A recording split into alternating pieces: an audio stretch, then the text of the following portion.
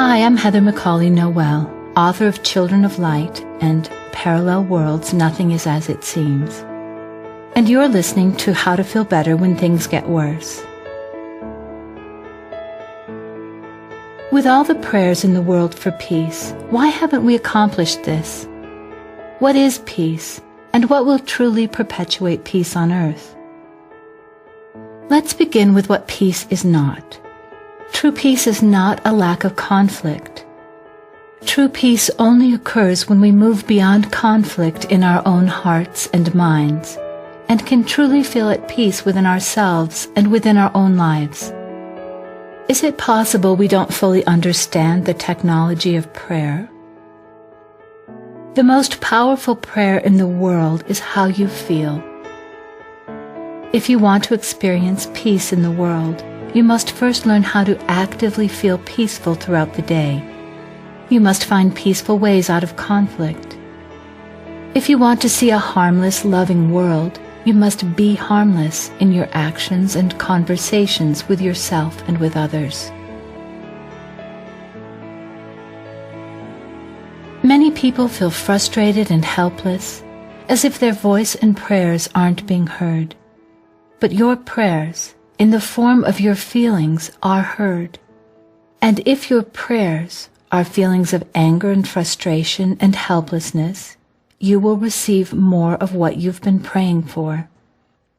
Based on results, isn't this true? Haven't you noticed that your feelings keep generating more of the very thing you don't want to experience? If you're praying for more money, aren't you feeling a lack of prosperity or abundance? If you're praying for love, aren't you in fact feeling unloved and alone? Haven't you noticed these issues are then perpetuated, not solved? We cannot heal a world in conflict if we are in conflict within ourselves. Some people become so disillusioned, they become angry that God hasn't heard their prayers. Could it be that we're literally praying our own experiences into existence every moment of every day, and that our prayers are being answered, for positive or negative? If that's the case, shouldn't we learn to align ourselves with the power of positive prayer? This audio program will explain how to reprogram your thinking and give you the tools for having peace as a reality in every moment of your life. As I've explained, the most powerful tool for peace in your life and in the world is your ability to feel peace continually, no matter what's going on in the world around you or in your daily life. The toning meditation on the last track of this CD is the most powerful tool for peace I've ever experienced. I'll explain it in more detail, but for now let me say that singing or humming with the music is very important if you want to physically feel peace, because it creates a deeply relaxing vibration in your body. In the same way there's a fundamental difference between thinking about love and feeling love, it's the same with peace. The resonance that occurs in your body when you breathe deeply, sing, and fully relax will ultimately become imprinted in your consciousness, and you will begin to spontaneously experience the feelings of peace you've been practicing. I've had many people comment on the difference between simply listening to the music and actually singing with it. The content on this audio program has come from my own personal experience. Everything I offer here, I apply in my own life. And since I began the toning meditation, my life has been filled with peace, joy, and gratitude consistently on a daily basis for years. I want to share my experience so you'll see that part of being at peace is listening to your intuition. When I first began the toning meditation, I was a single mother with a 2-year-old daughter. I was determined not to put her in daycare, and I had her all day 6 days a week. 1 day a week she'd stay with her father, and in that one day I scheduled all of my clients. I literally had no time off, day after day, week after week. I loved being there for my daughter, but I was also exhausted. A few days after I started the toning meditation, I woke up in the morning and had this strong feeling to sign up for a month-long membership at a ski resort in the mountains. It didn't make much sense to me since I've never been one to work out on a regular basis, and $50 was a lot of money to me at the time. But I also knew to trust my intuition, and since I had the money, I drove up and signed up for a membership. My daughter's father worked in the area, and when he heard I'd signed up at the spa, he offered to care for Amelia for 5 or 6 hours on a daily basis. So every day I hiked in the mountains, followed by swimming in the pool and relaxing in the hot tub and the steam room. I spent hours in the solarium handwriting a book while listening to relaxing music and looking out over the mountains. This became my everyday reality. I suddenly realized my income hadn't changed, but I was living the life of a very wealthy person. Then one day a simple thought spontaneously came into my mind that said, "You asked for peace, and here it is." It was a stunning revelation. I realized it had never occurred to me to be willing to feel peace on a consistent daily basis. I thought, it can't be this simple. But it is. I began to see that life is naturally meant to be peaceful and joyful, but I had to consciously choose peace and joy. Though I wasn't looking for employment, I met a woman in the spa locker room who offered me a very lucrative job selling jewelry at the resort, and she let me choose my hours to work around my schedule with my daughter. One day, after several months, I was in the steam room, and I met a man I never would have met because I wasn't a skier. We were married 6 months later. After we were married, I thought to myself, I must have finally gotten something right. But then a thought came to me that said, it's not just what you've done right. It's every mistake you ever made that brought you to this moment. You see, it doesn't matter what your life looks like today. You're listening to this because you're ready to hear it. And you'll see a profound change take place if you simply apply the following transformational principles to your life. Please understand these principles apply to you as an individual and also to any group you're a part of.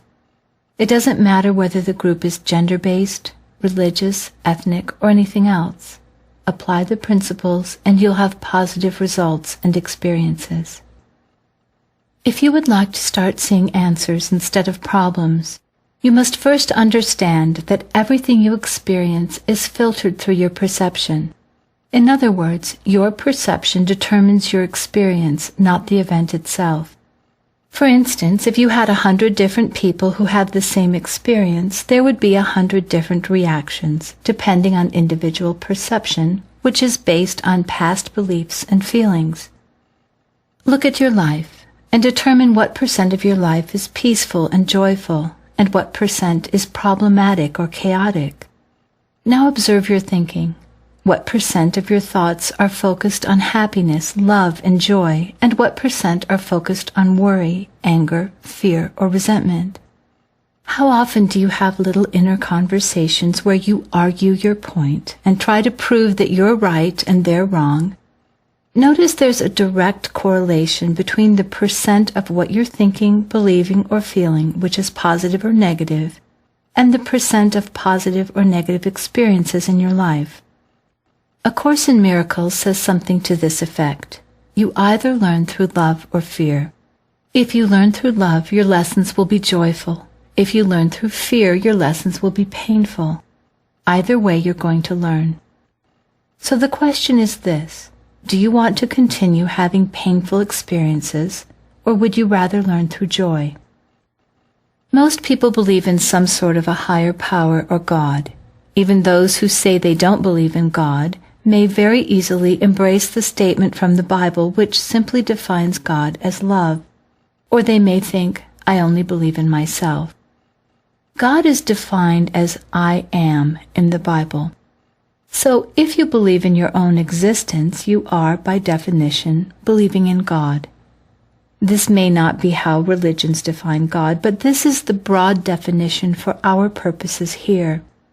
So when I say the word God, please apply whatever definition will allow you to hear the message. All modalities and therapies recognize that what we're really dealing with are patterns in consciousness. So if you want your life to change, you have to change the way you're thinking. In other words, if you are focused on your problems and feeling stress, worry, anger, resentment, you will continue to create those experiences in your life. If you want a life full of abundance, joy, love, peace, and harmony, you can create it by feeling abundant, feeling love, feeling joy, and feeling gratitude. It's as simple as that. If you doubt your mastery in this area, just realize that you've already powerfully mastered your ability to create painful experiences by focusing on fear and negativity. So you can just as powerfully create something joyful by focusing your full attention on love. Do this powerfully and do it with great joy. I assure you that if you're feeling like you're in the pig pen, or you're battling depression, or you're experiencing lack and limitation, or wondering when God is going to answer your prayers or give you the love of your life, you will only continue to experience more of the same. If you want out of the pig pen, focus your full attention on God, on divine love, passionate life, the truth of your being. Do you want the love of your life? Be the love of your life. Be the love you ask for. It is through living passionately, joyfully, and with an abundant heart that you will draw these experiences to you. There is no other way. Say to yourself over and over, I love my life, no matter what the appearances may be, because you created it. If you deny that what's happening to you is a direct result of your own thoughts and feelings, you're stuck with that creation. If you love your creation, then you can create anew. Truth is a subjective thing. What's true for me may not be true for you, so I'm not here to tell you the truth. I'm here to tell you what works. And based on results, does your life work? Is your life filled with joy, abundance, peace, and harmony? Do you love your life? If there's something missing in your life, I can absolutely guarantee I can give you an uncomplicated process that will change your life if you simply apply the principles.